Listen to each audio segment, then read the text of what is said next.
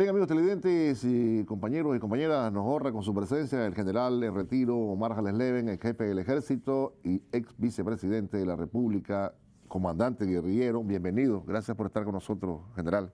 Buenos días. Y queríamos hablar con él sobre el 4319, el 43 aniversario de la Revolución Popular Sandinista. Quisiera empezar por ahí, ¿no? ¿Qué representa para el pueblo de Nicaragua, para el sandinismo, el 43 aniversario? Y después quisiera que nos permitiera hablar un poquito de su trayectoria. Bienvenido, general. ¿Qué significa el 43 aniversario? Buenos días, Alberto. Buenos días. Y buenos días, querida familia, queridos hermanos, hermanas, que a lo largo y a lo ancho de nuestra querida Nicaragua ven y se informan, comparten lo que en este gustado programa de Alberto, Revista en Vivo, a diario se viene transmitiendo. Primero yo quiero, pues no me gusta a veces expresarme o compartir algunos criterios.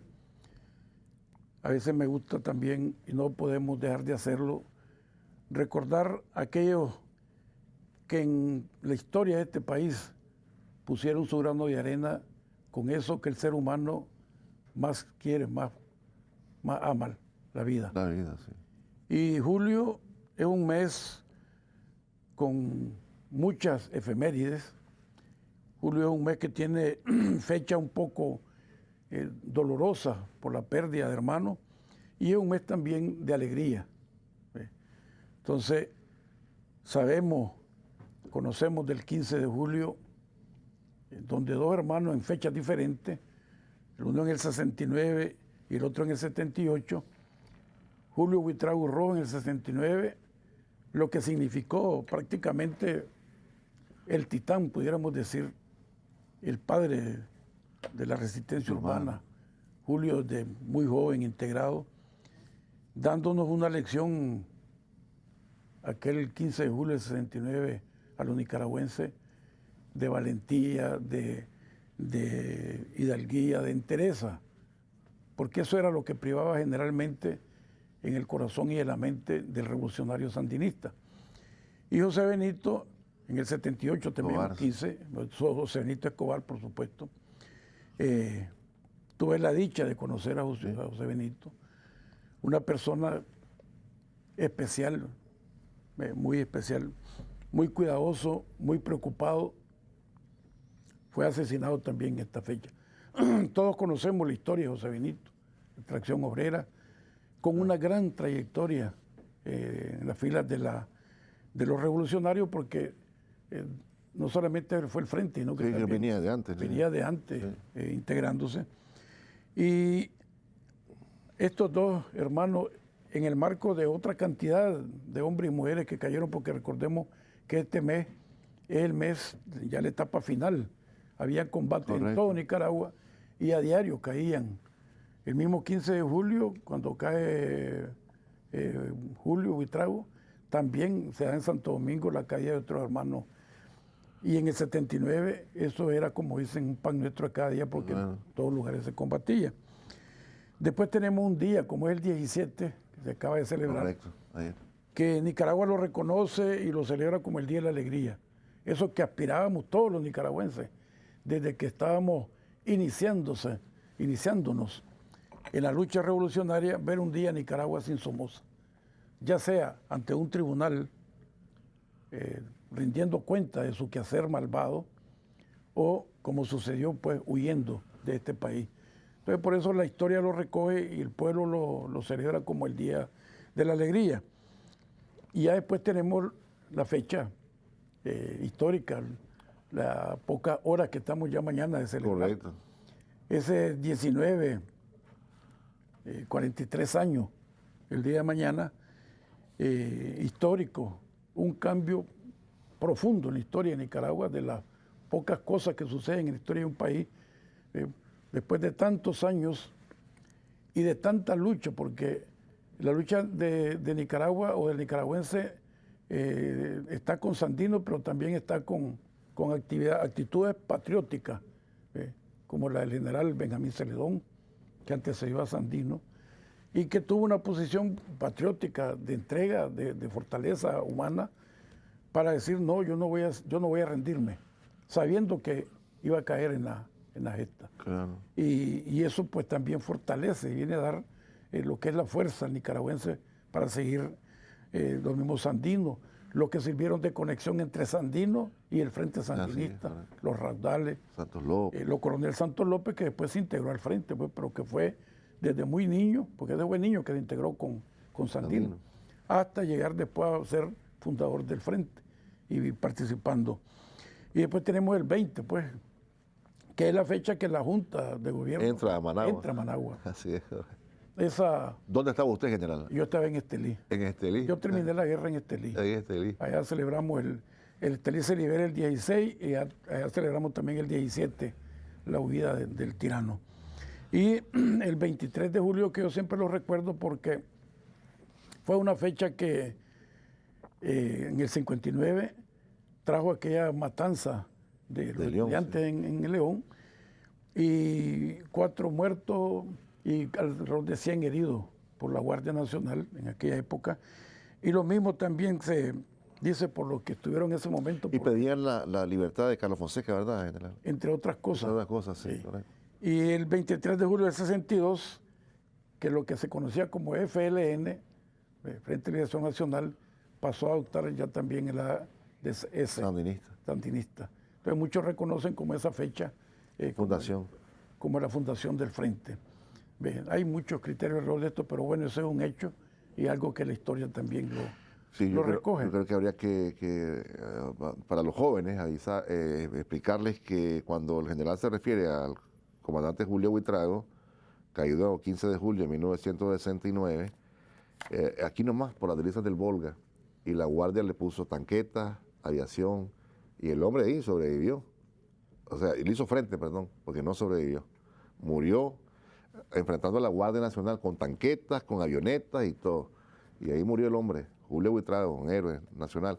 Estaba Doris Tijerino, habían otras compañeras que él salvó y había que poner en resguardo a un chavalito, un niño.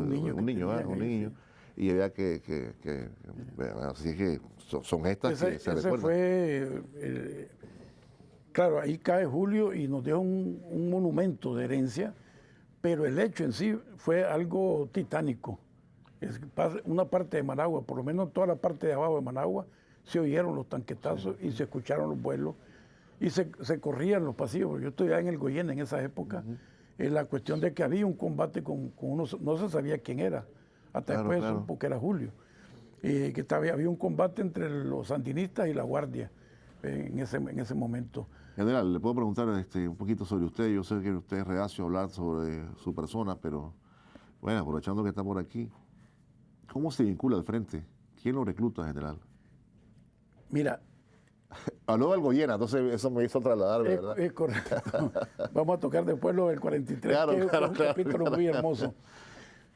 Yo nací en La Libertad, estudié después en Huigalpa porque no había en secundaria. Quiero decirle que esto que hoy la juventud goza, de tener secundarias en todos los municipios y tener universidades inclusive en algunos municipios y tener la posibilidad de acceder a ese nivel educativo, cuando yo crecí no existía.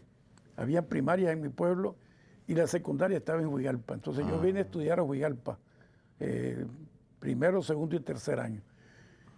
Ahí al cuarto año yo me vine para Managua a estudiar al Goyena. En el Goyena yo me encontré con una serie de compañeros que andaban ya con ideas más ligadas al Frente. Y en mi mano cayó, esa es una anécdota que ahora cuento, una vez un documento, una carta que echaron como una volante firmada por Oscar Turcio, que era de la Dirección Nacional, donde llamaba pues a la lucha. Y cuando yo leí esa carta, que estaba en cuarto año, yo dije, esto es lo que Nicaragua necesita. Y desde ahí mentalmente... ¿Y con su firma era, general? Con la firma la firma era firmada por Oscar, pero era... ¿Seudónimo? Seudónimo. Ah, correcto. Y otro miembro del ADN, creo, pero era un volante que se repartía. Y desde ahí yo mentalmente comencé a pensar que eso era lo correcto. Estando en cuarto y quinto año yo me ligué con el FER, con el Frente Estudiantil Revolucionario, que era la parte estudiantil del Frente Sandinista. Cuando yo voy a León, ya voy organizado con el FER. Yo voy a estudiar a León en el 69, a 70, a estudiar allá. Pero yo voy ya ligado. Medicina, ¿verdad, general? No. Yo estudié Odontología. ciencias químicas y Ciencias farmacia. químicas, correcto. Pero primero se hacía el básico, un año básico obligado para todo el mundo. Los que estudiaban ciencia correcto. y los que estudiaban letra. Y llego a León y ya voy, sí, con el FER. Allá me conecto, me conectan también, o sea, me identifico. Y ahí ya comenzamos a fortalecer lo que era el FER. Esto estoy hablando del 70. Ahí llegó, ¿quiénes llegaron ahí? Llegó Roberto Buembe, Iván Montenegro, Agustín Lara. Llegamos, yo me acuerdo que eso nunca me olvida, 12 compañeros que llegamos de diferentes colegios. Claro. Y el FER, que en ese momento era pequeño, el comité ejecutivo, nosotros lo íbamos a fortalecer. Ya un poco más. Ahí ya estaba La Gata, estaba Omar Cabeza. Estaban, sí, y estaban otros compañeros. Y de ahí yo comencé a hacer trabajo ligado con el Frente, pero sin ser del Frente. Porque el Frente, como tenía ese organismo, pues descansaba un poco algunas tareas, claro. Sobre todo públicas. Yo en el 72, que me reclutan, por decir así, porque esa era la palabra que... Esa era la palabra, sí, claro. Fui asimilado por el Frente ya directamente y comencé a trabajar combinado con el Frente y con el FER, porque yo también en el primer año de mi facultad, yo fui presidente de la Facultad de Ciencias Químicas y Farmacia. Y en el 72 que me comienzo a ligar con el Frente. Estaba Pedro Arauz Palacio por el occidente. Viva muchas veces a Pedro, lo conocí bastante. Y es en el 74 que yo paso a la clandestinidad. Y estamos hablando de gente muy joven, ¿verdad? Porque si Pedro Arauz murió de 20 y pico, cerca de 30, es decir, ustedes eran muy chavalitos, ¿no? Pues relativamente. Relativamente, ¿no? Éramos la juventud en ese momento. Juventud. Éramos la juventud. Éramos la juventud que ya con un pensamiento, con una línea, con un sandino. Yo un día esto me estaba acordando el papel que han jugado las cartas. Rigoberto López Pérez escribió una carta a su mamá, sí, correcto. La carta que cuando la lees, preciosa, sí. Te das cuenta que... Benjamín Celedón también. Benjamín Celedón escribió una carta. Sí, así es. Todas esas cartas eran motivos de acicalarse uno. ¿Ve? Y el Che Guevara. Correcto. Que en el 67 vos habías sentido las cartas, el diario del Che después. Pero la carta que escribe el Che a Fidel. A Fidel, sí. Y a la Leidita. A las compañeras. A la compañera. Entonces, el papel que jugaron las cartas, más las cartas que Sandino escribió, porque Sandino escribió muchas cartas, claro. Eran motivos de uno buscar y leerlas, porque en esa época se leía mucho, o se trataba de leer mucho, porque la literatura revolucionaria era bien escasa. Pero ahí hacíamos lo que podíamos de todo en esa época, y así fue que pasamos al 74, que ya pasamos clandestinos. ¿Por qué lo escogen, general, para ir a la acción? ¿Qué le dijeron? No sabían, dicen, ¿no? No sabíamos. Yo te voy a ser sincero, no se sabía.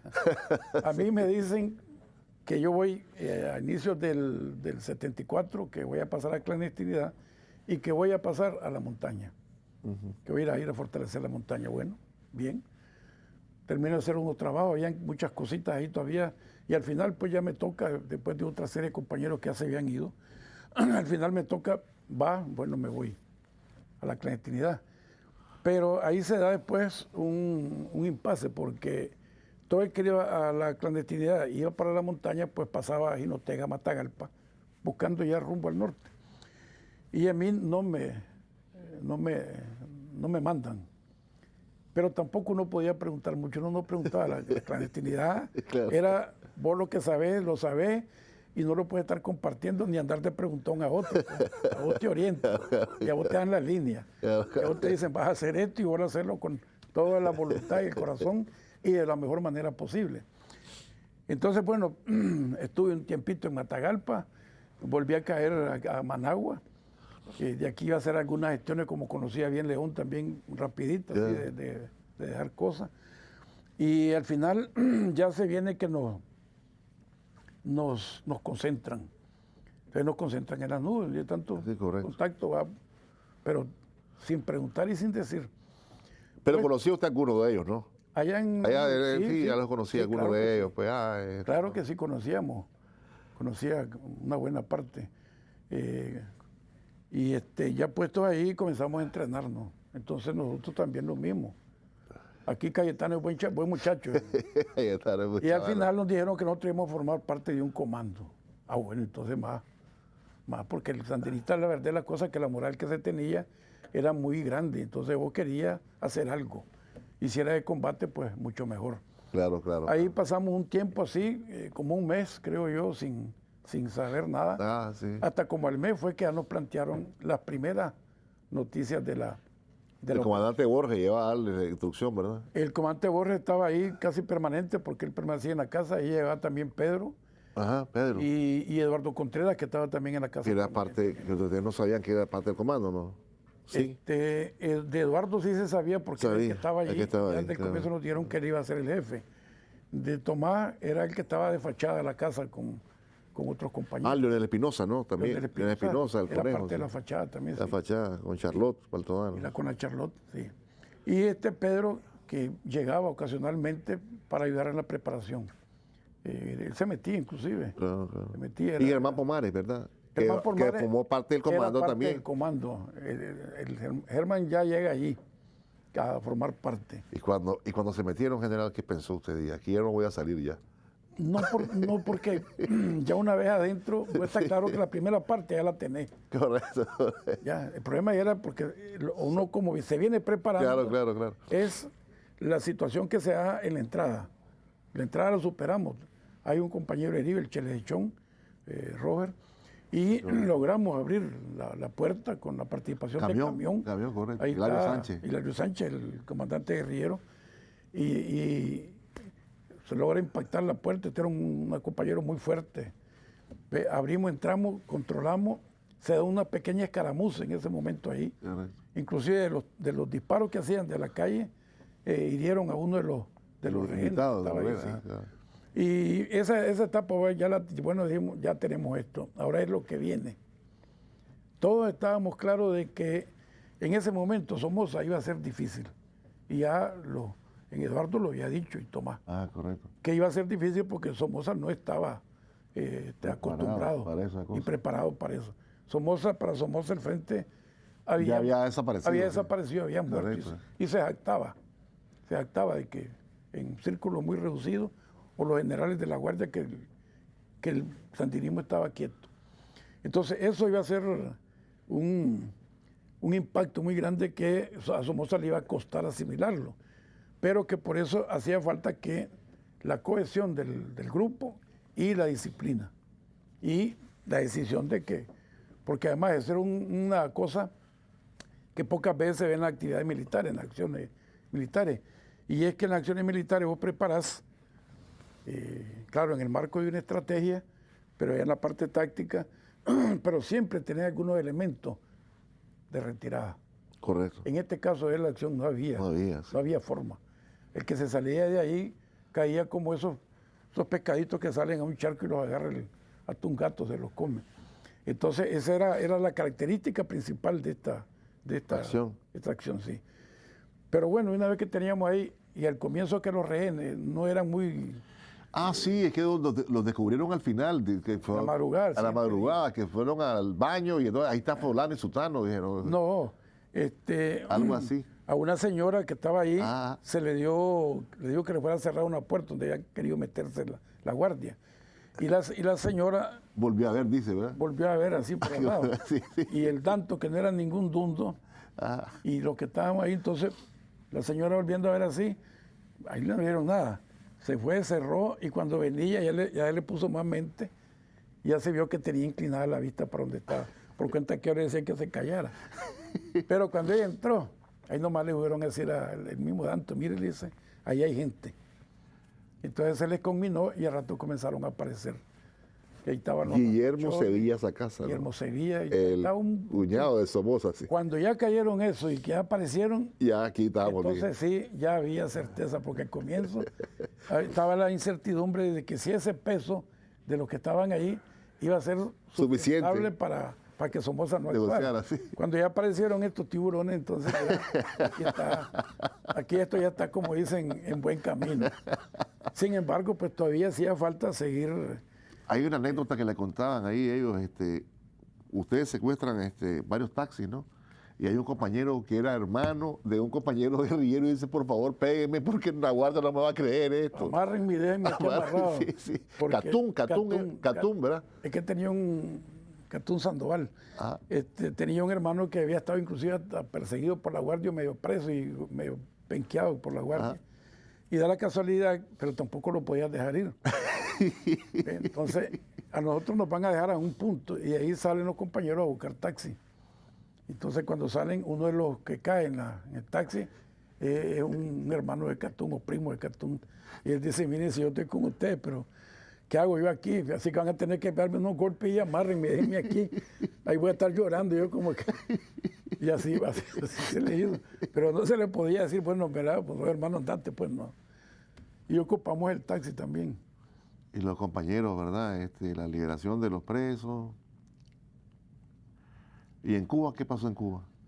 Bueno, en Cuba habían varias expectativas. Sí. Para el grupo, pues para nosotros. Claro, Estoy claro. hablando, digamos, de manera personal y de grupo, del Claro. comando. Lo primero, el encuentro con los compañeros que estaban detenidos, que vos sabés que eso era una lucha histórica. Claro. Daniel Ortega con una cantidad enorme de años, José Benito, todos los compañeros que estaban presos ahí, que habían sido torturados, golpeados en diferentes momentos. Y después de eso, el encuentro con ellos era la llegada a Cuba. Entonces, todo el mundo cuando se dio Cuba, dos. Uno, Carlos Fonseca. Claro, correcto. Ahí estaba Carlos. Sí. Allá estaba Carlos. Entonces, todo el mundo aspirando a conocer a Carlos, a tener la oportunidad de conversar. Y otro que era también aquella parte histórica, pues. Y hay la oportunidad de en algún momento poder ver a Fidel Castro. Cuando uno o sea, la lucha de uno en el sandinismo lo lleva en una ruta que uno no está pensando ir ni a Rusia en aquel momento, ni a Cuba, ni a otros países de Europa del Este, que eran de izquierda. Claro, claro. Más bien era aquí era la lucha de hacer algo por Nicaragua. Y cuando sale eso, de ir a Cuba, hombre, pues Fidel Castro, ese que lo ha oído desde chavalo, a tener la oportunidad pues de ser uno de los mitos que había, pues. Cosa que efectivamente lo logramos. Vamos a ir a la pausa y cuando regresemos, ¿alguna vez pensó ser general del ejército? Después me lo responde, general. Vamos a la pausa, ya luego. Honor a quien merece honor, ¿verdad? Quería preguntarle al general, gracias general por estar con nosotros. Después hablamos de algunos compañeros que yo quisiera que él recordara. ¿Alguna vez pensó que iba a ser jefe del ejército cuando estaba de guerrillero, general? Para serte sincero, nunca. Nunca uno, cuando está en el movimiento, primero uno tiene la certeza de que vamos a triunfar. ¿Cuándo? Bueno, eso va a ir dependiendo de cómo se vayan desarrollando y cómo vayamos haciendo el trabajo. Por eso se le ponía mucho ahínco y mucha iniciativa a lo que uno tenía encomendado para hacer. Pero sinceramente uno iba más bien en la etapa de ir fortaleciendo la parte que le correspondía y ya en un momento determinado sí se visualiza más claramente que el triunfo, que uno pudiera llegar, porque además pasa lo siguiente. En esa época uno anochecía platicando con un compañero y unos días después el compañero estaba muerto. Claro. Había veces estaba en un combate, y yo no he contado eso tal vez muchas veces, pero una vez un compañero a mí me pringó la camisa con la sangre cefálica, sí, de un balazo que le pegaron en la frente, con Garán. Entonces uno vive esa situación que llega un momento en que dice, bueno, esto es cierto porque es cierto, el pueblo lo va a lograr. ¿En qué momento uno no tiene esa certeza? Pero tampoco si uno lo va a ver, tampoco lo tiene. Lo importante es que uno dice, aquí hay que hacerlo. Y después ya, en una época sí ya se viene y se visualiza, el triunfo viene. Y es cuestión de seguirle empujando. Y cuando ya se da el triunfo, ya uno queda como que dice, bueno, ya estamos aquí. Yo tenía dos opciones cuando el triunfo de la revolución. Y una de mis opciones era continuar lo que había dejado a media. O sea, concluir mi carrera Claro. e integrarme en la vida Civil. ¿Ve? Y la otra era, como ya había terminado como jefe de columnas guerrilleras en el norte, entonces era integrar, porque ahí nomás no dio mucho tiempo. Ahí nomás se comenzó a formar las unidades del ejército, o sea, la columna a integrarla. Correcto. Lo que es el primer comando, lo que fue en aquel momento el primer comando, que era la primera brigada, se forma con unidades. Y ahí nomás en las reuniones ya se da una estructura, hay un jefe, que es el Zorro, hay un jefe de Estado Mayor, que es Isauro, y a mí en aquel momento me dan como jefe de operaciones de lo que es la estructura de mando. A mí me corresponde comenzar a organizar todas las columnas, que eran columnas, en un momento a batallones y compañías. Ya cuando estás integrado en eso, entonces ya lo otro se te viene disipando. Y ahí a mí me tocó una parte bien casuística. En el mismo agosto del 79 me llaman de la comandancia y me dicen que voy a ser trasladado arriba. Arriba, que si yo nunca he estado en el sur. Bueno, me dicen, va, que ahí está Ezequiel, y están unos compañeros de Ezequiel, y están unos compañeros ahí del Frente Sur, y hay que organizar la estructura y todo esto. Bueno, y fui para allá. Allá estuve todo ese año hasta el comienzo del 80, y ya al comienzo del 80 me pasan para acá. Pero entonces ese trajín, ese diario, ya no te da opción a ver otro, sino que ya te quedaste integrando el ejército. Ya uno después también le busca, como es la de fortalecer la revolución desde ese ángulo, ¿ve? Para poder dar certeza de que la revolución se desarrolle, que haya esa estabilidad o que haya el campo propicio para que todos los demás programas funcionen, tiene que tener una fuerza armada que sean estables y que sean también garantizadas, dan garantía de ese proceso. Y ya ahí nos integramos, pero que de eso llegara a ser, jefe del ejército. A ser jefe del ejército, pues era muy ambicioso. Yo me he venido desarrollando con la disciplina del clandestino, con la disciplina del sandinista, ese que va mejor desarrollando sus cosas y no está calculando. Sí, si yo hago 2 más 2, voy a llegar allá. Acá, correcto. No. Y así vinieron pasando las cosas. Es más, a lo mejor ni general. Porque hubo un momento en que en el ejército se daba una situación, y era que se creó una política de un resorte comprimido. Resorte comprimido. Sí. Correcto. Entonces, el general era Humberto Ortega. Correcto. Y el general Cuadra. Como que Joaquín era el jefe de operaciones, el Estado Mayor, correcto. Sí. Sí. Pero de ahí para abajo. Estaban ustedes, ¿no? ¿Ah? Estaban ustedes de ahí. Ahí estábamos, éramos 11. Correcto. Entonces de ahí para abajo éramos coroneles. Coroneles, correcto. Pero, pues cuando se pasaron a los grados, porque eran subcomandantes antes, comandantes. No, primeramente éramos comandantes. Comandantes, correcto. Entonces se hizo la conversión, la equivalencia. Y ya yo fui teniente coronel. Sí. La conversión fue de comandante a teniente coronel. Sí, y después yo creo que no se usaron 5 estrellas para no parecerse a Somoza, ¿no? Se quedaron con 4. Sí. Así es, ¿verdad? Pero entonces ya después vino y después de teniente coronel a coronel.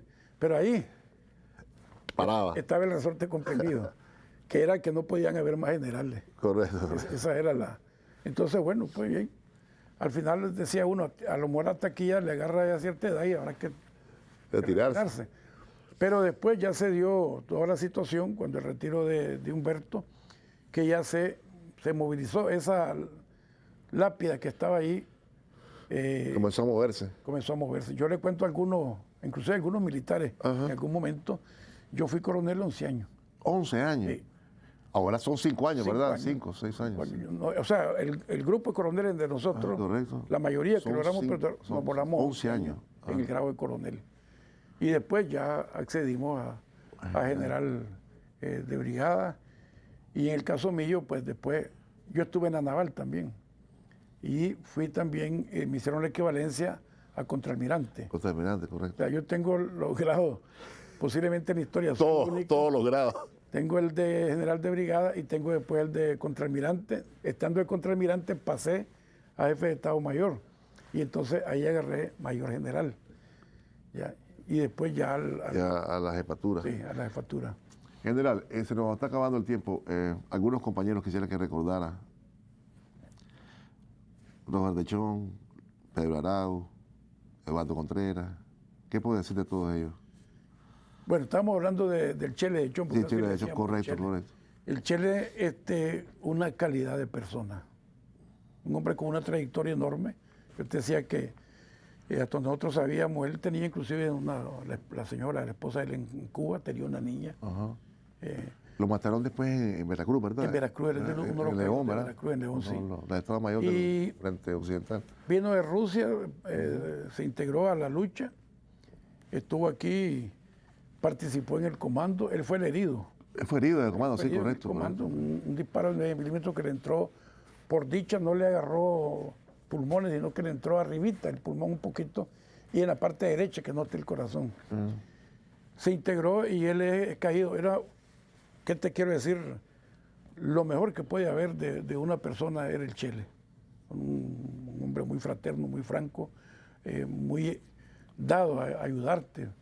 Cuando él miraba, él decía, por ejemplo, a los compañeros nuevos, le decía compita. Compita. Entonces, para arme y desarme y todas esas cuestiones, él, mire, compita, le vamos a explicar esto es así, así. Él tenía ese trato, pues, de tratar con cariño a las personas, porque así era, él era él. Y de Pedro ya conocemos la historia, pues. Pedro estuvo mucho tiempo clandestino. Participó en un comando, volvió. Ah, sí, correcto, en un avión. Y Sí. una zapata les dijo, no, estamos en Cuba, aquí están en República Dominicana, se la están montando. Es que les habían montado una jugada. Sí, les montaron una jugada, sí. De aterrizar en Dominicana. Y decía, bienvenidos a Cuba, pura mentira. Le pusieron el bienvenido Correcto. para ahí caerle. Pero se portó, como dicen, vivo, vio la cuestión y se volvió para él. Correcto, sí. Y ahí resolvieron. Pero eso, claro, eso le da una lección a esos niveles. Y es un poco la desconfianza para todos. Pedro era una persona que si no lo tocaba vos, él era casi, pasaba inadvertido.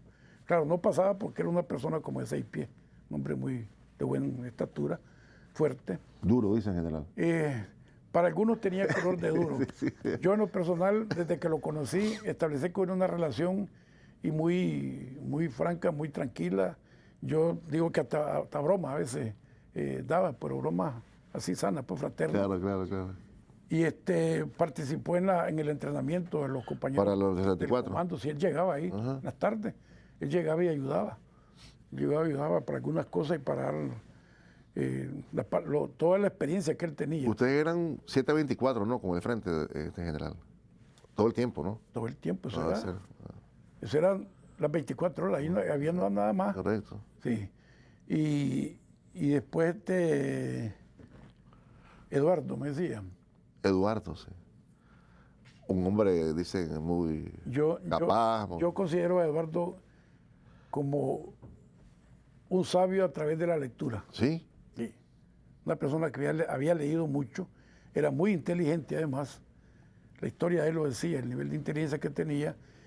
Y él su vida también tuvo muchas experiencias laborales, de vida de personas, pues, claro. que le dieron a él esa capacidad. Algunos también lo consideraban que era duro.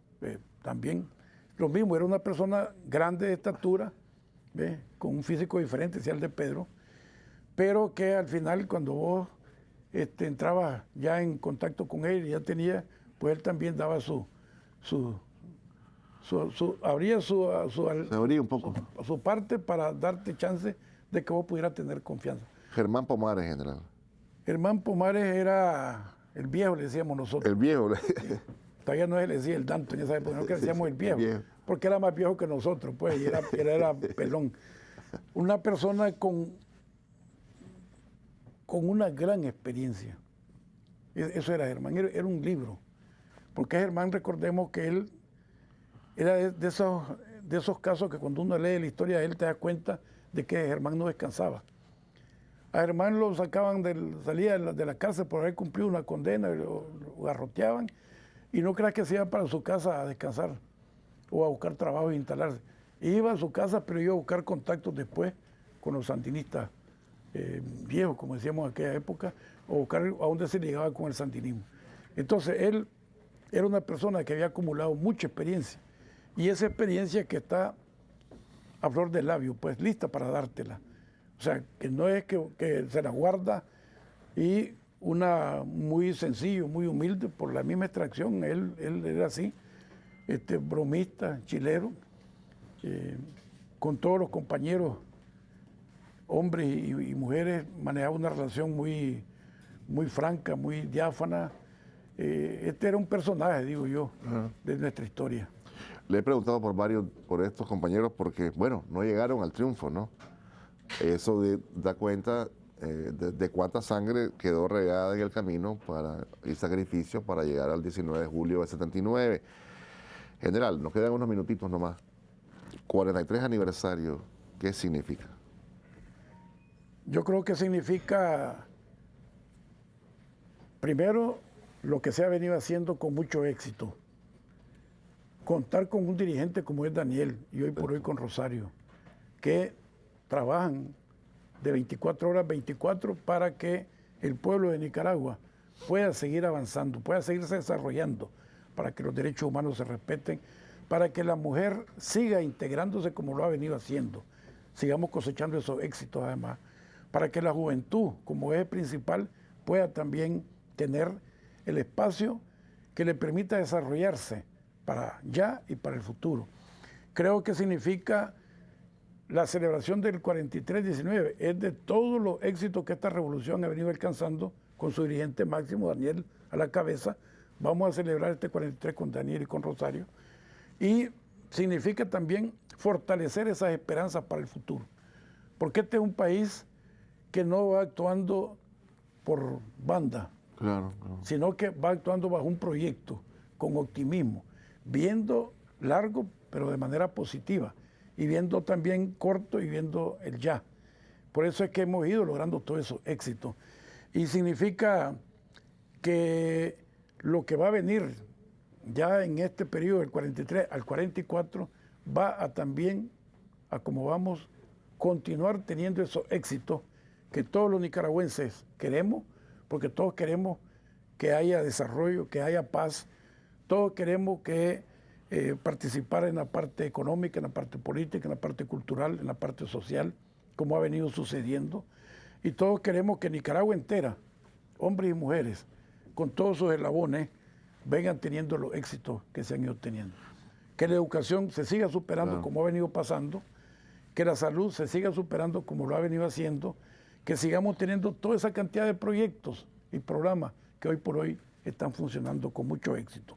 Yo le agradezco, general. Gracias por haber llegado, gracias por haber venido y siempre honor y gloria para los mártires, ¿verdad?